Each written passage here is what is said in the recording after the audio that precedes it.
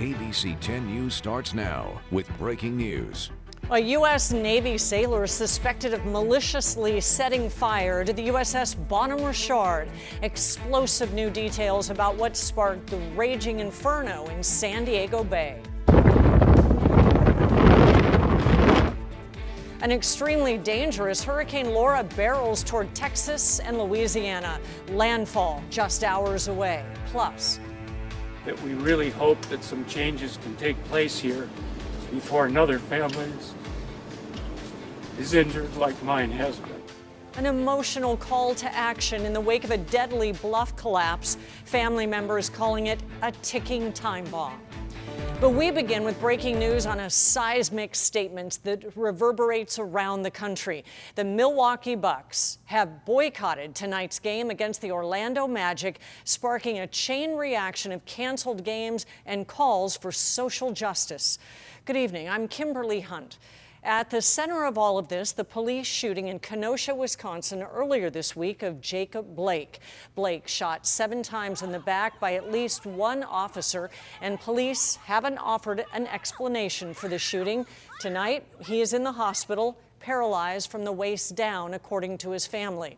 It led to days of unrest, and last night, police say 17-year-old Kyle Rittenhouse opened fire into a crowd, killing 2 and seriously injuring a 3rd. Rittenhouse is now in custody and charged. Wisconsin's governor now deploying 500 National Guard members to Kenosha. There's also a 7 p.m. curfew in place tonight. And after the Bucks boycotted, the NBA announced all 3 playoff games slated for tonight, including the Lakers, were postponed. Joining us now live to talk about the impact across the sports world is ABC 10 News Sports Director Ben Higgins. Ben? Yeah, the impact feeling across the country, Kim, including here in San Diego. This is happening right now where the Seattle Mariners are scheduled to face the Padres tonight at 6 p.m. But within the last hour, the Mariners, who have the most black players in Major League Baseball, walked off the field during warm-ups and are reportedly talking to Padres players and managers about a boycott of tonight's game, according to ESPN. Meanwhile, the scene earlier today in Orlando when the Milwaukee Bucks decided not to take the court for their scheduled Game 5 playoff matchup against the Orlando Magic. The team met in the locker room and decided to boycott the game, leaving the arena. Now, the Bucks play their home games about 30 miles from Kenosha, Wisconsin, the city where Jacob Blake was shot in sight of the ongoing protests and demonstrations. Within a few minutes, the Bucks were receiving tweets of support from players across the NBA, including from LeBron James, whose Lakers were scheduled to play the Portland Trail Blazers tonight. The NBA then announced that all 3 scheduled playoff games would be postponed and rescheduled.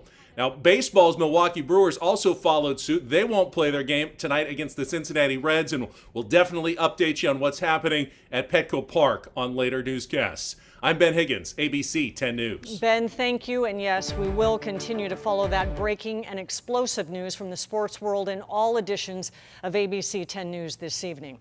And also breaking now at 4 o'clock, a sailor is suspected of intentionally setting the explosive fire aboard the USS Bonhomme Richard. That fire, visible for miles, pumped toxic smoke into the air above San Diego, and dramatic images of the firefight were shared around the world. Now the U.S. Navy is launching an arson investigation into one of their own. ABC 10 News investigative reporter Jennifer Kastner broke the story on 10news.com, and in just the last 30 minutes, she is joining us live with what she has just learned about the suspect. Jen.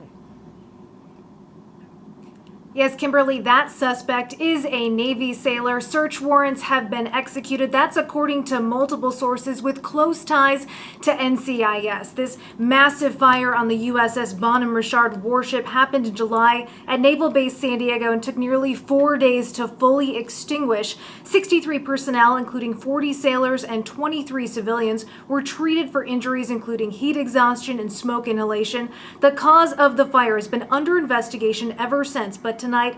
Our sources with close ties to Naval Criminal Investigative Service, or NCIS, confirm this is now an arson investigation, with the suspect being a Navy sailor, and multiple search warrants have been executed at that sailor's home and property. Just yesterday, a Navy spokesperson told ABC 10 News that NCIS requested the help from the National Response Team for the Bureau of Alcohol, Tobacco, Firearms, and Explosives, or ATF, because the ATF provides resources and expertise on complex and large-scale incidents like the Bonham Richard fire. And tonight, a Navy spokesperson would not confirm what our sources are telling us about this being an arson investigation, but they stated the investigations are ongoing. There is nothing new to announce on their current status or findings. Now, coming up tonight on ABC 10 News at 5 p.m., we talk to a retired admiral. He's going to walk us through the process of what happens if a Navy sailor is taken into custody for this type of very serious crime.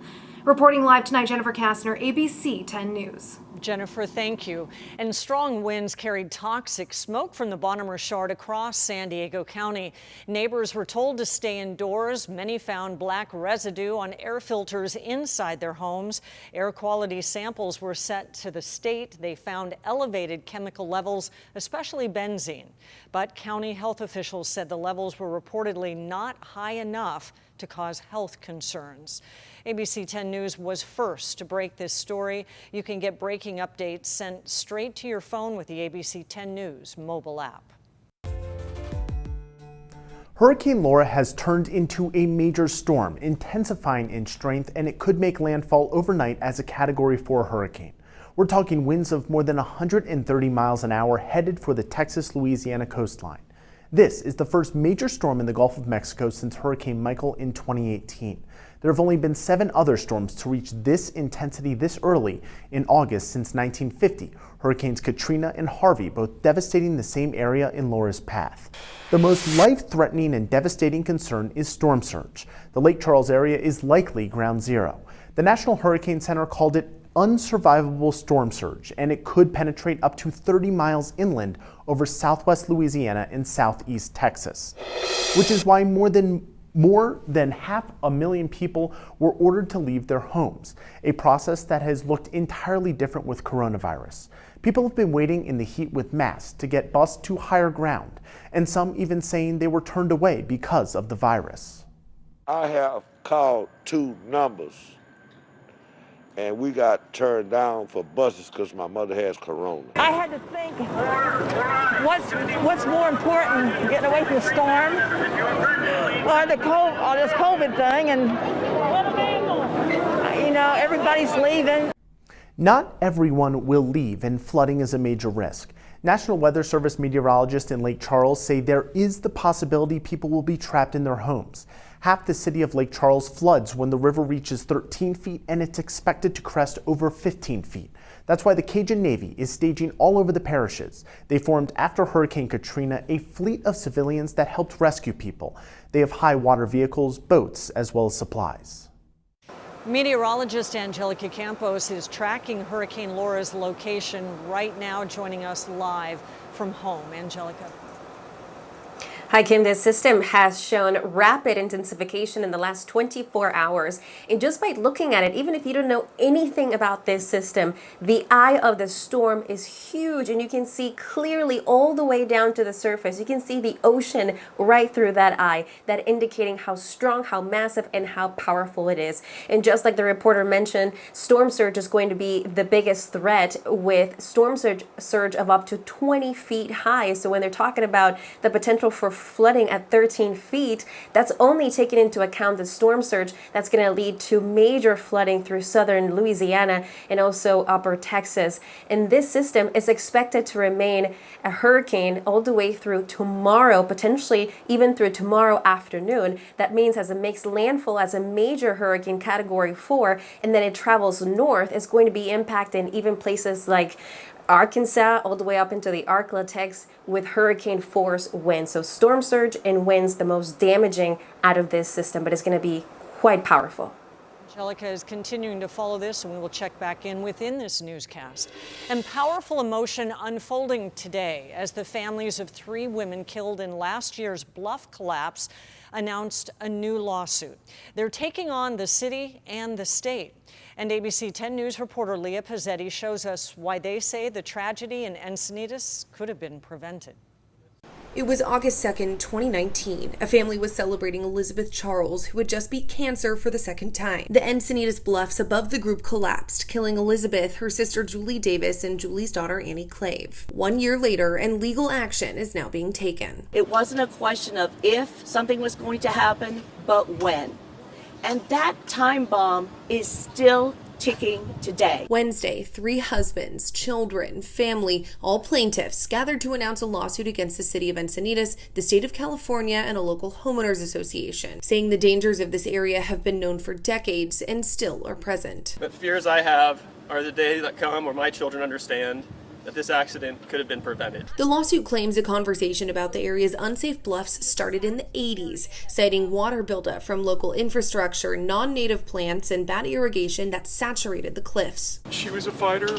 I know that if she was here, she would want to make sure that we carry on this fight. It also says a lifeguard told the family to sit, quote, directly under the unstable cliffs and in the clear zone of danger. Also in the lawsuit, a photo showing recent crowds sitting under the same area. Now this family demanding more steps be taken to protect these people. We really hope that some changes can take place here before another family is injured like mine has been. Turning their pain into a call to action. Leah Pizzetti, ABC 10 News. The lawsuit claims wrongful deaths due to negligence and the dangerous conditions of public property. The family is asking for a jury trial. And now to the coronavirus pandemic. Governor Gavin Newsom is flat out rejecting the new CDC guidelines that call for people exposed to COVID-19 who are not showing symptoms to not be tested. I don't agree with the new CDC guidance, period, full stop, and it's not the policy in the state of California. We will not be influenced by that change. We're influenced by those that are experts in the field that feel very differently. And so with respect to the CDC, no, that is not the policy. Newsom also announced a major ramp up in testing in California. The state is entering into a new partnership with Perkin-Elmer to increase testing by 150%. Right now, we're testing about 100,000 people a day. Newsom says the partnership will increase that to about 250,000 people a day. He also says new guidelines on reopening schools and businesses are coming out on Friday. Here are the latest numbers today. 228 new cases of coronavirus reported in our county. The total now 37,222. And 3 new deaths reported. The death toll now 668. San Diego fire crews are on the front lines of unrelenting fires in Northern California. The new resources just unveiled as we approach peak fire season.